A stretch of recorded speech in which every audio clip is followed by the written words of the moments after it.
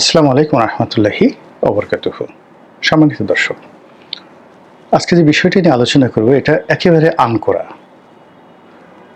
এবং যে বিষয় নিয়ে আলোচনা করব এটা আমি যে রাজনীতি সম্পর্কে চিন্তা ভাবনা করি এবং আমার এই চিন্তা ভাবনা অনুযায়ী আগামীতে রাজনীতির যে সম্ভাব্য পরিণতি ঘটতে যাচ্ছে বলে আমি মনে করি, সেই জিনিসগুলো আপনাদের সাথে শেয়ার করব। প্রথমত, ডক্টর মোহাম্মদ ইউনূসের যে সমালোচনা আমি গত 11 মাস ধরে করেছি, সেই 11 মাসের সমালোচনার মূল উদ্দেশ্য ছিল তিনি যেন ভালো করেন এবং তিনি যেন তার যে সংস্কার কর্মকাণ্ডগুলো করতে চাচ্ছেন সেই কর্মকাণ্ডগুলো একটা শেপ দিয়ে সুন্দর একটা অবস্থা তৈরি করে সসম্মানে বিদায় নিতে পারেন, এজন্য সমালোচনা করেছি।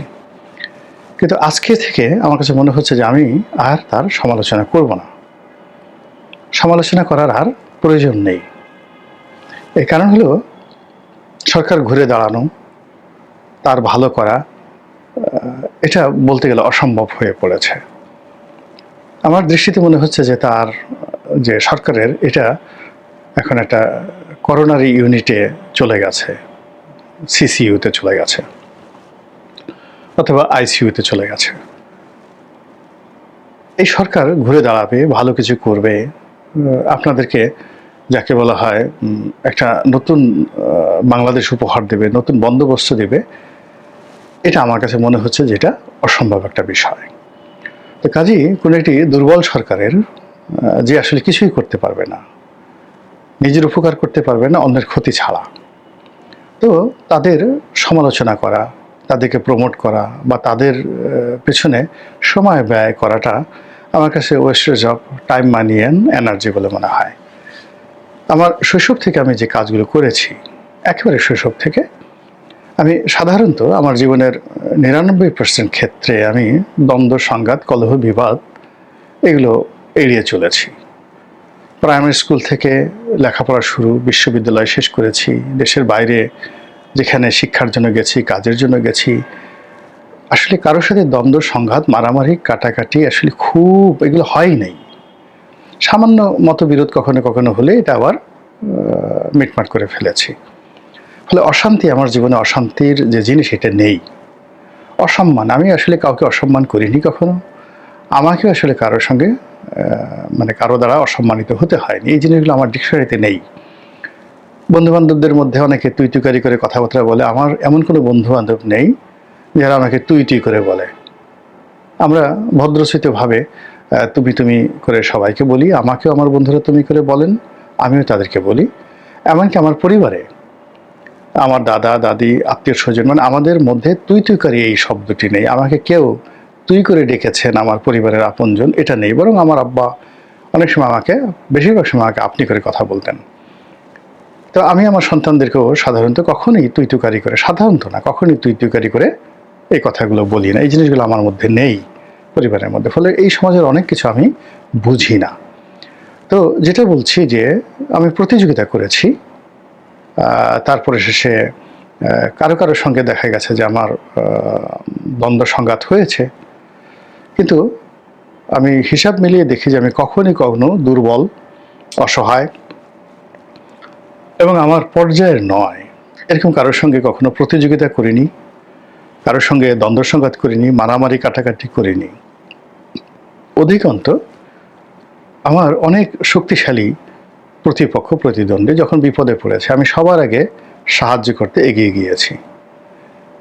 এমন অনেক ঘটনা ঘটেছে যে আমার সেই সাহায্যটুকু না হলে হয়তো তার অস্তিত্ব টিকত না। এরকম বহু ঘটনা জীবনে বহুবার ঘটেছে যে 2 বছর, 3 বছর, 5 বছর একজনের সঙ্গে আমার শত্রুতা, মুখ দেখা দেখি বন্ধ, তারপরে প্রতিযোগিতা, কিন্তু ভদ্রচিতভাবে।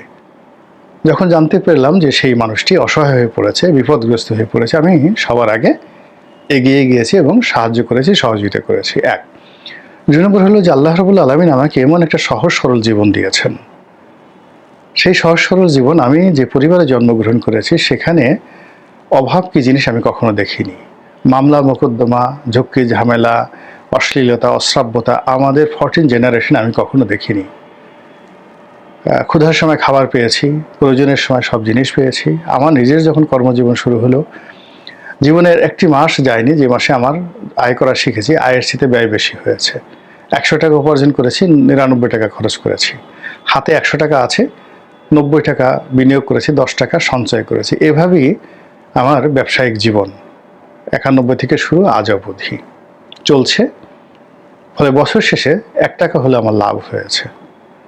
কিন্তু এই সময়ের মধ্যে অনেককে দেখেছি খুব হাজার হাজার কোটি টাকার মালিক হয়েছে, আবার দেউলিয়া হয়ে সব শেষ হয়ে গেছে। ওটা আমার জীবনে আসেনি। তো এই কারণে কি হলো যে যতক্ষণ পর্যন্ত আমি ডক্টর মোহাম্মদ ইউনূসকে একজন সম্ভাবনাময় মানুষ মনে করেছি, তারপরে তার কাছে অনেক কিছু আশা করেছি, তার সরকারের একটা ভবিষ্যৎ দেখেছি, আমি ততদিন পর্যন্ত সমালোচনা করেছি। কিন্তু আজ থেকে আমি আর তার সমালোচনা করব না, এবং আজ থেকে আমি যেটা বলার চেষ্টা করব সেটা হলো যে এই সরকার চলে যাওয়ার পরে আমাদের দেশে সম্ভাব্য কী পরিণতি হতে পারে সেই জিনিসগুলো বলবো, এবং একই সঙ্গে ইউনূস সরকারের জমানাতে ভালো যে জিনিসগুলো ছিল সেই জিনিসগুলো যেটা আগামীতে আমরা স্মরণ করব তার চলে যাওয়ার পরে, সেই বিষয়গুলো আপনাদেরকে বলবো। প্রথমত যেটা বলা দরকার সেটা হলো যে আমি শেখ হাসিনার জমানার শেষ দিক নয়, একেবারে 2014 থেকে বলে আসছি যে শেখ হাসিনার পতন অনিবার্য। তবে বাস্তবতা হলো যে শেখ হাসিনার পতনের পরে যেটা আসবে সেটা শেখ হাসিনার চেয়ে খারাপ সময় আসবে। তো একই কথা এখানে প্রযোজ্য, আগামী 5 থেকে 10 বছর সময় আমাদের এই রাজনীতি বড় অশান্ত থাকবে, উথাল পাথাল হবে, বারবার ক্ষমতার পট পরিবর্তন হবে, নতুন নতুন মুখ আসবে। এবং এখন যে পরিস্থিতি আপনি দেখছেন যেটা শেখ হাসিনা জমানার চেয়ে খারাপ, আর আগামীতে যে পরিস্থিতি আপনি দেখবেন যেটা বর্তমান জমানার চেয়ে খারাপ, এটাই আমার দৃষ্টিতে একটা রাজনৈতিক হিসাব। এখন এই যে ডক্টর মোহাম্মদ ইউনূস চলে যাবেন, কিভাবে যাবেন, কখন যাবেন এটা আল্লাহ জানেন, কিন্তু তাকে যেতে হবে। 2 নম্বর হলো যে তার ঘুরে দাঁড়ানো সম্ভব নয়, তার পক্ষে ভালো কিছু করা এখন আর সম্ভব নয়। তার সকল কিছু অর্গান, মানে তার যে সাহায্যকারী হাতগুলো, এগুলো সব দুর্বল হয়ে পড়েছে, প্যারালাইজড হয়ে গেছে।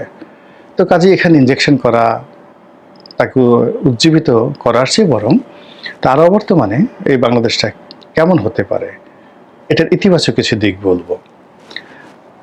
যেমন 1 নম্বরে বলি যে শেখ হাসিনার জমানাতে আসলে ব্যাংকগুলোর অবস্থা খুব খারাপ হয়ে পড়েছিল, অর্থ ব্যবস্থা খারাপ হয়ে পড়েছিল। শত প্রতিকূলতার মধ্যে দেশের অর্থনৈতিক অবস্থা ভালো আছে। 2 নম্বর হলো যে ডক্টর মোহাম্মদ ইউনূস এবং তার যারা সহযোগী লোক রয়েছেন তারা উদ্যোগী হয়ে এখন পর্যন্ত একটা ক্রিমিনাল অফেন্স ঘটায়নি, কাউকে বলেনি মামলা দাও, মোকদ্দমা দাও। এমনকি তার যারা উপদেষ্টা রয়েছে তাদেরকে ছোট লোক, নিম্নজাতের লোক, তারপর শেষে চোর, গুন্ডা, বদমাইশ বলে অসংখ্য মানুষ গালাগাল করেছে, কিন্তু কেউ তাদের বিরুদ্ধে মামলা করেনি। এখানে মামলা মোকদ্দমাগুলো হয়েছে মূলত বিএনপির লোক করেছে, জামাতের লোক করেছে, আওয়ামী লীগের বিরুদ্ধে বা তাদের প্রতিপক্ষের বিরুদ্ধে। এখানে ডক্টর মোহাম্মদ ইউনূস এবং তার যারা লোকজন রয়েছে এই কাজগুলো করেনি। তো এটা আগামী দিনে আফসোস করবেন যে এমন একটা দল বা এমন একটা গোষ্ঠী সরকারে ছিল যে গোষ্ঠী নিজেরা উদ্যোগী হয়ে তারা মামলার বাদী হয়নি, মামলা করেনি। তারা হয়তো দেখা গেল যে আপনি অভিযোগ করবেন যে তারা এটা বাধা দিতে পারতো বা এই ধরনের পরিস্থিতি নিয়ন্ত্রণ করতে পারতো, সেটা ভিন্ন প্রসঙ্গ। আমি তো বললাম যে এটা নিয়ে আলোচনা করবো না, কিন্তু আপনারা আফসোস করবেন যে আগামীতে যারা শাসক তারা যখন নিজেরা অত্যাচারের স্টিম রোলার চালাবে তখন আপনি আফসোস করবেন যে ইউনূসের জমানা ভালো ছিল। এর কারণ হলো ইউনূস নিজে, ডক্টর মোহাম্মদ ইউনূস উনি নিজে কখনো বা ওনার যারা লোকজন আছে অত্যাচারের ভূমিকায় অবতীর্ণ হননি, মামলা মোকদ্দমা দেননি। এটা হলো 2 নম্বর জিনিস। আগামীতে এই জিনিসগুলো স্মরণ করতে হবে এবং কাঁদতে হবে। 3 নম্বরে যেটা মনে হচ্ছে যে এখানে যারা আছেন মোরালে সবাই আপাদমস্তক ভদ্রলোক মানুষ। আমরা তাদেরকে নানাভাবে উত্তেজিত করেছি, নানাভাবে আমাদের মতো করে তাদেরকে অভদ্র বানানোর চেষ্টা করেছি, তাদেরকে আঘাত করার চেষ্টা করেছি, তাদের চরিত্র নিয়ে নানাভাবে কথা বলার চেষ্টা করেছি, তাদের ব্যক্তিগত জীবন নিয়ে আমরা ভিডিও বানিয়েছি, কিন্তু তাদের মুখ থেকে আমরা যারা মন্দ কাজ করেছি আমাদের সম্পর্কে একটা মন্দ শব্দ বের হয়নি। কিন্তু আগামীতে যারা আসবে তাদের সম্পর্কে মন্দ কথা বলার সঙ্গে সঙ্গে 1 ঘন্টার মধ্যে দেখবেন যে জায়গা মতো চলে গেছে। আপনি এখন বিদেশে থাকলে দেখবেন আপনার গ্রামের বাড়িতে আক্রমণ হচ্ছে, আপনি বিদেশে বসে একটা কথা বলবেন, আপনার আত্মীয় স্বজন, বাপ ভাই, ব্রাদার, দাদা দাদি যারা আছে প্রত্যেকটা কেউ যদি মরে গিয়ে থাকে তার কবরের উপর চাবুক মারা হবে। যে কাজটি এই জমানাতে বর্তমান যারা আছেন তারা করেননি।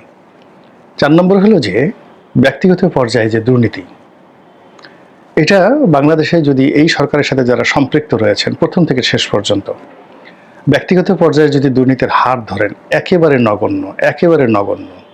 এই 10 মাস 11 মাস এবং যে সকল কথাবার্তা আমরা প্রচার করছি, সেই প্রচারের সঙ্গে যদি বিগত দিনের দুর্নীতি, সেটা 1973 থেকে শুরু করে আজ পর্যন্ত খালি 16 বছরের দুর্নীতি দেখলে হবে না।